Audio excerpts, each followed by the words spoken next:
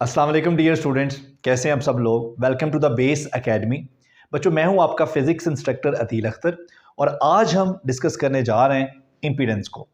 इस लेक्चर में हम स्टार्ट करेंगे डेफिनेशन से, रिएक्टेंस और रेजिस्टेंस पे फ़र्क करेंगे, रिएक्टेंस के कॉन्सेप्ट को समझने की कोशिश करेंगे और फिर डिफरेंट यहाँ पर कंपोनेंट्स आपको नज़र आ रहे हैं, सर्किट एलिमेंट्स आपको नज़र आ रहे हैं, वहाँ पर हम स्टडी करेंगे कि इम्पीडेंस से क्या मुराद लिया जाता है। उसके बाद हम इन कंपोनेंट्स को कंबाइन करेंगे और अपना इम्पीडेंस का जो कॉन्सेप्ट है उसको क्लियर करेंगे। इम्पीडेंस ट्रायंगल बनाकर मैं आपको समझाऊंगा कि कैसे आप किसी भी कम्बिनेशन के लिए इम्पीडेंस कैसे कैलकुलेट कर सकते हैं। तो स्टार्ट करते हैं जी फ्रॉम डेफिनेशन।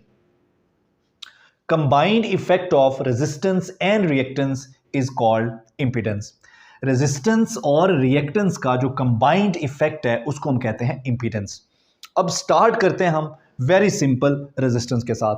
यहां पर एक रेजिस्टर लगा हुआ है और उसके साथ मैंने एक एसी सोर्स जोड़ दिया है। हमने पढ़ा है कि रेजिस्टर जो है वो करंट को अपोज करता है, चाहे अब एसी करंट हो या डीसी करंट हो, दोनों को अपोज करता है। इस प्रॉपर्टी को हम रेजिस्टेंस बोलते हैं। अगर हम इंडक्टर की बात करें तो क्या इंडक्टर भी एसी करंट को अपोज करता है? और उसका अपोज करना रेजिस्टर के अपोज करने से डिफरेंट कैसे है?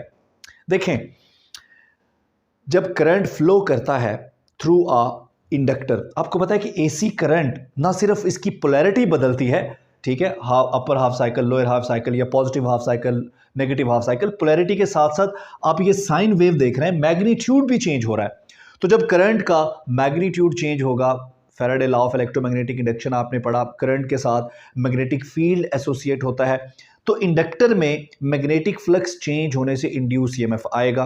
अब लेंज लॉ के मुताबिक जो इंड्यूस करंट है वो क्या करेगा? हमारे एसी करंट को या हमारे करंट को अपोज करेगा।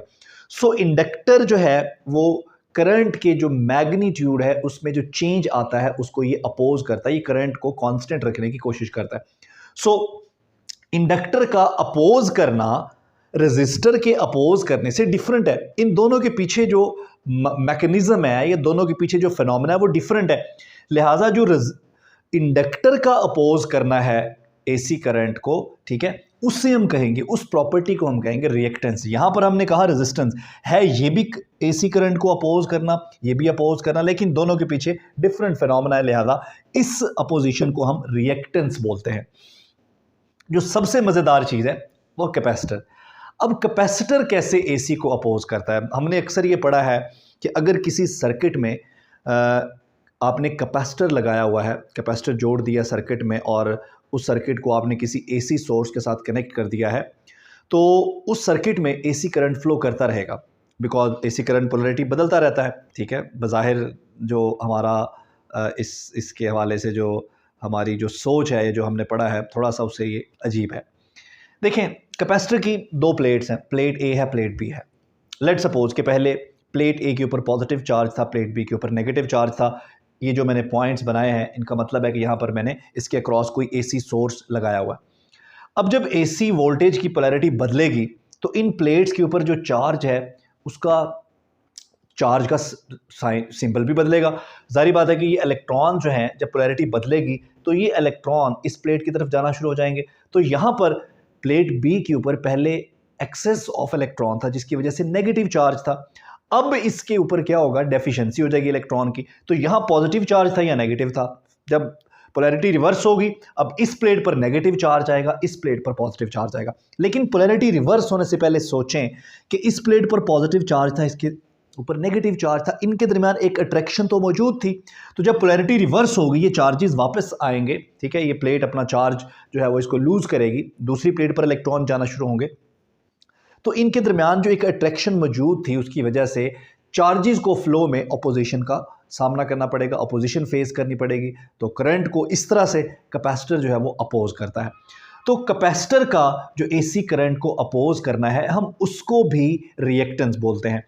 लेकिन इंडक्टर की जो रिएक्टेंस है इसको हम कहते हैं इंडक्टिव रिएक्टेंस, और कैपेसिटर की जो रिएक्टेंस है इसे हम कहते हैं कैपेसिटिव रिएक्टेंस।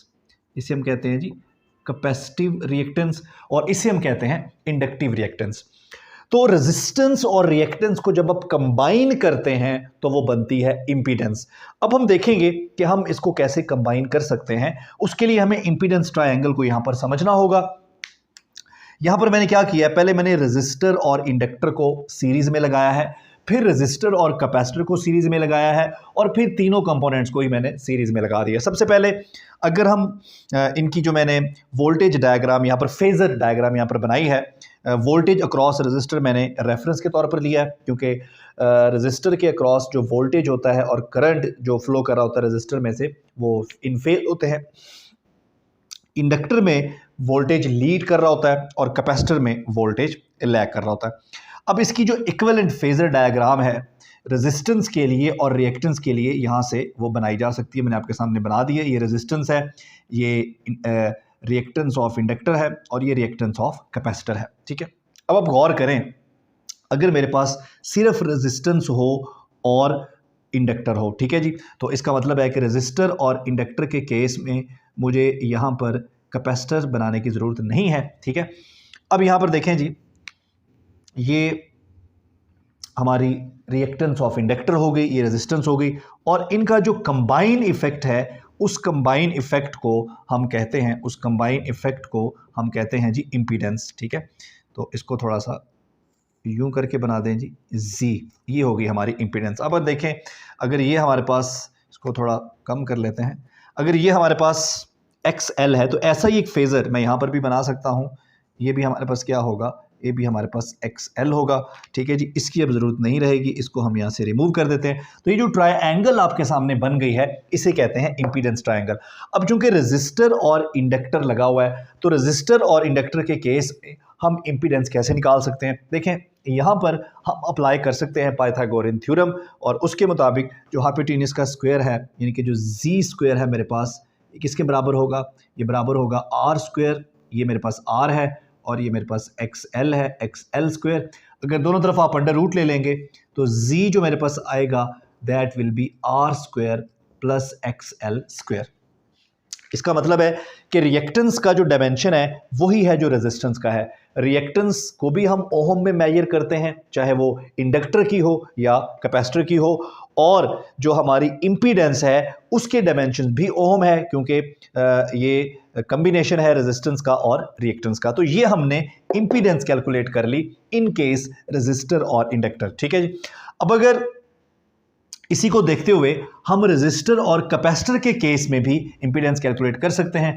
थोड़ी सी डिफरेंट आएगी, क्योंकि अगर हमारे पास रेजिस्टर और कैपेसिटर हो तो यहाँ पर तो आर ही रहेगा, लेकिन यहाँ पर XL की बजाय हमारे पास क्या आ जाएगा, XC का स्क्वायर आ जाएगा। So this is impedance in case अगर आपने रेजिस्टर और कैपेसिटर लगाया है सीरीज में, और ये इन केस अगर आपने रेजिस्टर और इंडक्टर लगाया है, तो दोनों को हमने कैलकुलेट कर लिया।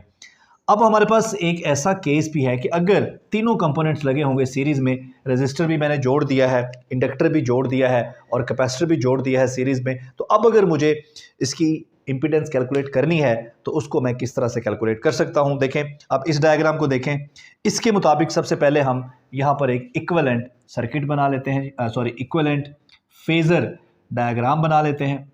ये हमारे पास क्या है, R है, ये हमारे पास क्या है, XL है, और ये हमारे पास क्या है, ये XC है।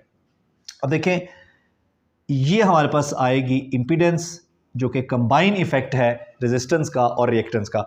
अब देखें, XL और XC दोनों मौजूद हैं, तो इन दोनों को जब हम कंबाइन करेंगे तो जो इफेक्टिव फेजर या वेक्टर हमारे पास आएगा वो क्या होगा, वो हमारे पास होगा जी, अब गौर करें तो XL की जो लेंथ है वो XC के मुकाबले में थोड़ी सी ज़्यादा है। इसका मतलब है कि यहाँ पर जो हमारे पास वेक्टर आएगा that will B XL minus XC। ठीक है जी, अब इनको लिखने की ज़रूरत नहीं है। तो ये जो ट्रायंगल हमारे पास बन गई, इस ट्रायंगल को हम कहेंगे इम्पीडेंस ट्रायंगल, और इम्पीडेंस ट्रायंगल से हम निकाल सकते हैं Z की वैल्यू। तो Z is equal to under root R square plus XL minus XC whole square. Clear हो गया जी, क्योंकि वही पाइथागोरियन थ्योरम जो हमने यहाँ पर अप्लाई किया, Z square is equal to base square plus perpendicular square, तो Z square is equal to R square plus XL minus XC square, और दोनों तरफ अंडर रूट लेने से ये हमारे पास आ गई जी इम्पीडेंस। तो ये इम्पीडेंस हमारे पास आ गई इन केस अगर आपने आर, एल और सी को सीरीज में कनेक्ट किया हुआ। ठीक है जी, तो ये है जी हमारी इम्पीडेंस का कॉन्सेप्ट, और जैसे कि हमने डिस्कस किया कि इसके जो यूनिट्स हैं वही होंगे जो हमारे रेजिस्टेंस के होते हैं, ओम।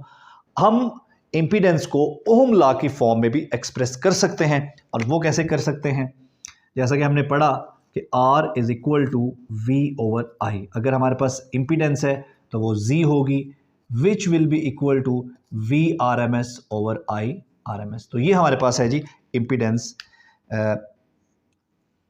ओहम लॉ की फॉर्म में भी हम इसको एक्सप्रेस कर सकते हैं। तो I hope this lecture will help you to understand the concept of impedance. मिलते हैं नेक्स्ट लेक्चर में। Thank you. अल्लाह।